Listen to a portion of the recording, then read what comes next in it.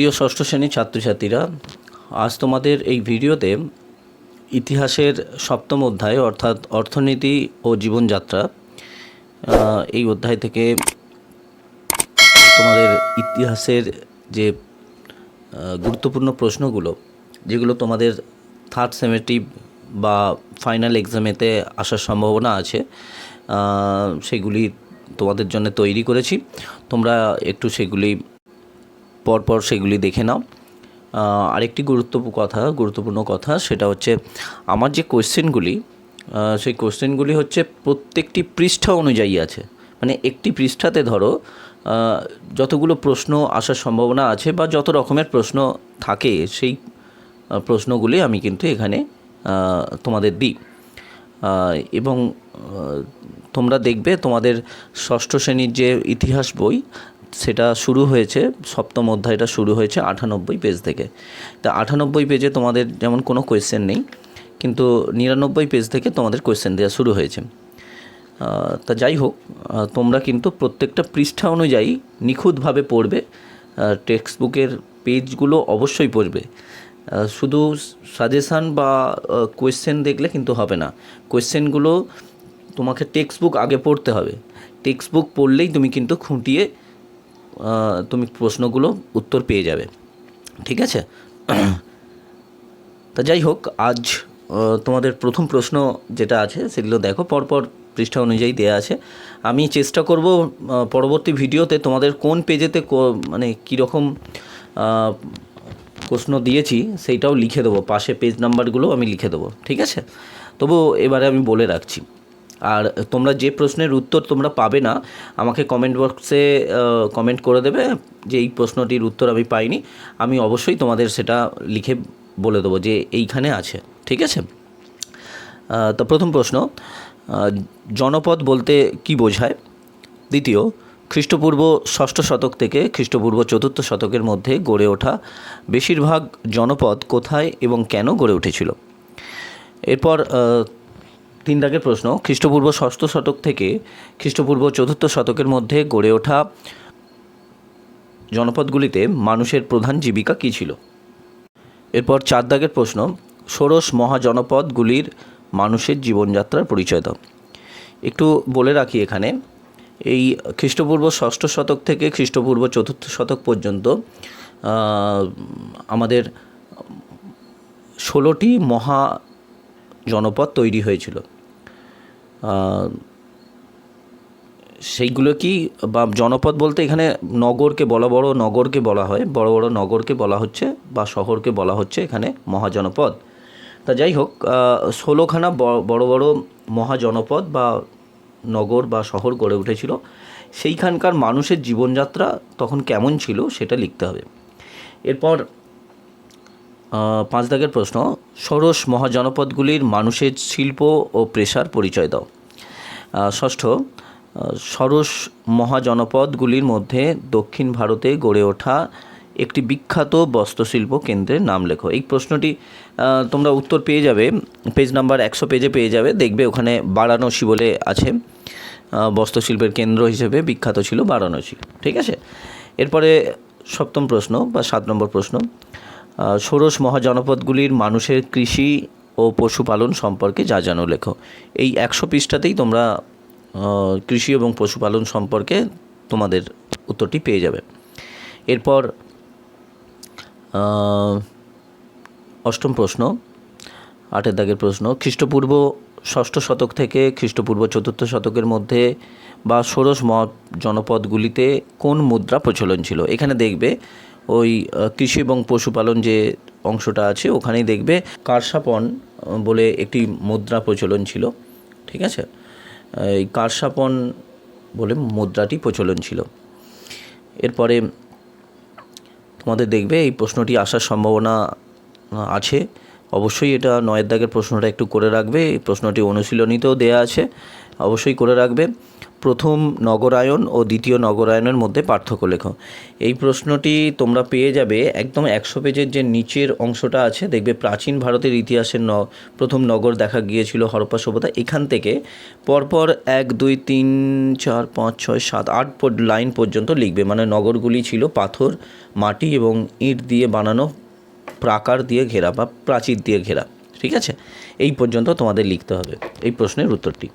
না হলে তোমরা কোনো সহায়িকা থেকেও লিখতে পারো, সেটা তোমাদের মত। তোমার বই থেকে লেখাটাই সবচেয়ে ভালো হবে। 10 দাগের প্রশ্ন, মৌর্য আমলে মানুষের জীবনযাত্রার পরিচয় দাও। এরপর তোমরা এটি উত্তর পেয়ে যাবে, 101 পেজে উত্তরটি পেয়ে যাবে। 11 দাগের প্রশ্ন, মৌর্য আমলে অর্থনীতি মূলত কিসের ওপর নির্ভর করত? তোমরা এর উত্তরটি পেয়ে যাবে, উত্তর হবে কৃষির ওপরেই নির্ভরশীল হতো। তোমরা 101 পেজেই এই উত্তরটি পাবে। ঠিক আছে, এরপরে আগের প্রশ্ন, মেগাস্থেনিসের চোখে ভারতীয় উপমহাদেশের সমাজ কেমন ছিল? তোমরা এর উত্তরটি পাবে 102 পেজে। দেখবে টুকরো কথা বলে একটি অংশ আছে, এইখান থেকে তোমরা পেয়ে যাবে। ঠিক আছে, 13 দাগের প্রশ্ন, মৌর্য আমলে নারী পুরুষের পোশাক ও পরিচ্ছদের সম্পর্কে যা জানো লেখো। অর্থাৎ এই সময় মৌর্য আমলে নারী এবং পুরুষরা কী রকমের বা কী ধরনের পোশাক পরতো সেটা এখানে লিখতে হবে। তোমরা ওই 102 পেজেই যে টুকরো কথাটি আছে তার পরের যে অংশটি আছে, ওই পরের অংশটি লিখলেই তোমাদের এর উত্তরটি পেয়ে যাবে। ঠিক আছে, এবার 14 দাগের প্রশ্ন, কুষাণ আমলে উত্তর ভারতে মানুষের প্রধান জীবিকা কী ছিল? এই উত্তরটি তোমাদের 102 পেজের নিচের দিকে উত্তরটি আছে, কৃষি হবে প্রধান জীবিকা। এটা তোমরা লিখতে পারো, দেখেও নেবে। এরপর কুষাণ আমলে উত্তর ভারতে কোন ফসলের চাষ হতো? তোমার দেখবে ওরই পাশেই লেখা আছে, ধান, গম, আখ, যব, কার্পাস ইত্যাদি ফসল চাষ হতো।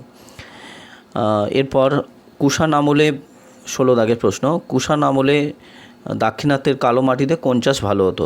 তাই এখানে দাক্ষিণাত্যের কালো মাটিতে তুলার চাষ ভালো হতো, ওইখানেই লেখা আছে, তোমরা দেখে নেবে। পরপর প্রত্যেকটা লাইন বাই লাইন কোয়েশ্চেন করা আছে। ঠিক আছে, এরপরে কুষাণ আমলে কেরালা কোন ফসল চাষের জন্য বিখ্যাত ছিল? ঠিক ওরই পাশে আছে, দেখবে গোলমরিচের ফসল চাষের জন্য বিখ্যাত ছিল। 18 দাগের প্রশ্ন, কুষাণ আমলের কৃষিকাজ সম্পর্কে যা জানো লেখো।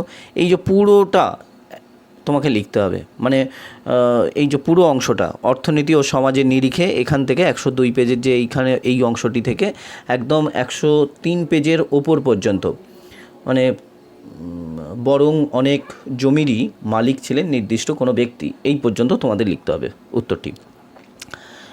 এরপর 19 দাগের প্রশ্ন, কুষাণ আমলের ব্যবসা বাণিজ্য সম্পর্কে যা জানো লেখো। তোমাদের এই উত্তরটি পাবে 103 পেজের নিচ থেকে একদম 104 পেজের উপর পর্যন্ত। দেখবে প্রাচীন বাংলা সূক্ষ্ম সুতির কাপড় মসলিনের কদর ছিল, এই পর্যন্ত লিখতে হবে।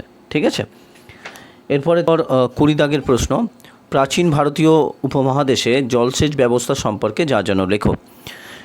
এই প্রশ্নের উত্তরটি 103 পেজের যে বক্স করা আছে, দেখবে টুকরো কথা আছে, এই টুকরো কথাতে তোমরা লিখতে পারবে। এরপরে সুদর্শন হ্রদ সম্পর্কে একটি টিকা লেখো, নিচেই দেখবে ওরই পরেই আছে টুকরো কথাতে, ওই টুকরো কথা থেকে তোমরা লিখে নেবে। এরপরে ওয়ার কথার অর্থ কী? এই ওয়ার কথার অর্থ হচ্ছে সুদর্শন হ্রদ বলে যে টিকাটি আছে, ওখানে দেখবে ওয়ার কথার অর্থ হচ্ছে শহর। এরপর 23 দাগের প্রশ্ন, কুষাণ যুগের মানুষরা কিভাবে তাদের অবসর সময় কাটাতেন? এই প্রশ্নের উত্তরটি তোমরা 104 পেজে নিচের দিকে চলে যাবে, দেখবে মৌর্য আমলের মতো এই সময়ও অবসর সময় কাটানোর নানা উপায় ছিল। এইখান থেকে একদম 104 পেজের নিচ পর্যন্ত পয়সার দেখবে লেখা আছে, বড় বড় উৎসবে সমস্ত মানুষের মধ্যে বিনা পয়সার খাবার ও পানীয় বিলি করা হতো, এই পর্যন্ত লিখবে। ঠিক আছে, এরপর 24 সপ্তশতী কি? এই বই থেকে সাতবাহন আমলে দাক্ষিণাত্যের বা দক্ষিণ ভারতের গ্রাম সম্পর্কে কি জানা যায়? এই প্রশ্নটির উত্তর 105 পেজের টুকরো কথাতে আছে। এরপর 25 গুপ্ত যুগের কৃষিকাজ, শিল্প ও ব্যবসা বাণিজ্য সম্পর্কে যা জানো লেখো। এই প্রশ্নটির উত্তর তোমরা 105 পেজের একদম নিচের দিক থেকে এই সময় কৃষি ছিল প্রধান জীবিকা, এখান থেকে একদম তোমরা লিখবে ব্যবসা বাণিজ্য পর্যন্ত, অর্থাৎ টুকরো কথার 106 পেজের ওপরে যে টুকরো কথাটি আছে সেই টুকরো কথার ওপর পর্যন্ত লিখবে। 26 দাগের প্রশ্ন, অগ্রহার ব্যবস্থা কী?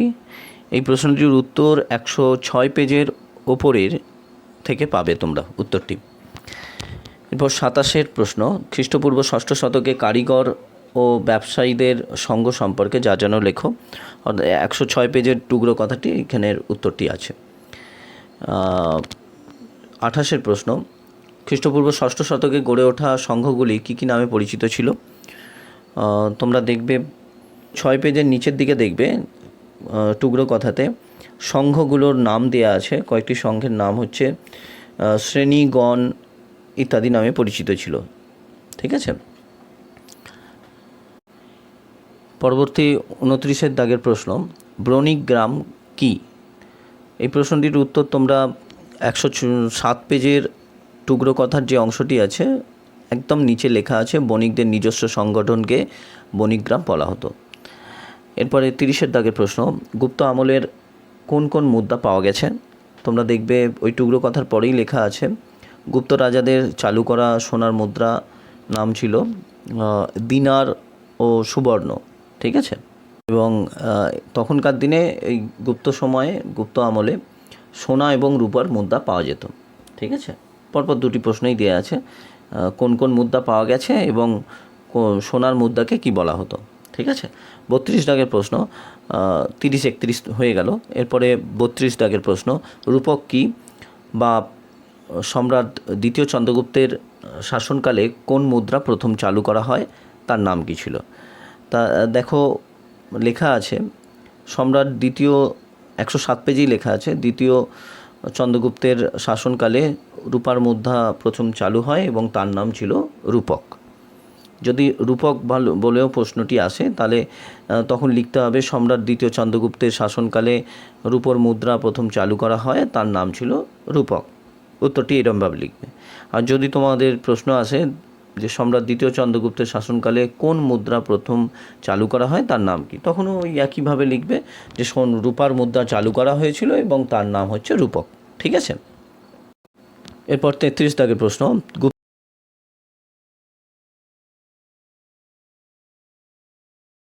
সমাজ ব্যবস্থা কেমন ছিল? 34 দাগের প্রশ্ন, গুপ্ত যুগের পরিবারগুলি কেমন ছিল? এইগুলি প্রত্যেকটি প্রশ্ন তোমরা পেয়ে যাবে, দেখবে 7 চ্যাপ্টারেই পেয়ে যাবে, চ্যাপ্টার নাম্বার পেজ নাম্বার 7 এখানেই পেয়ে যাবে।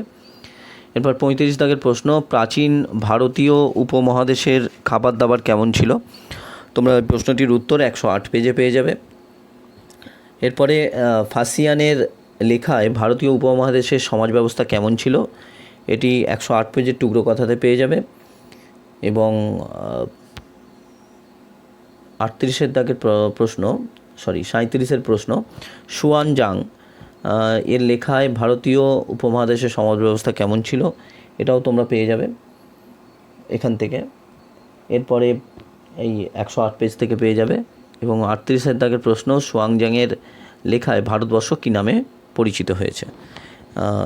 তা দেখবে এখানে ভারতবর্ষ প্রথম লাইনেই লেখা আছে, ওই সুয়ানজাংয়ের লেখায় ভারতীয় উপমহাদেশ যে পয়েন্টটি আছে এখান থেকে, এই টুকরো কথার যে পয়েন্টটি আছে এখান থেকে তোমরা ফার্স্ট লাইনেই পেয়ে যাবে সুয়ানজাংয়ের লেখায় ভারতবর্ষ ইন্তু নামে পরিচিত হয়েছে। ঠিক আছে। এই হলো তোমাদের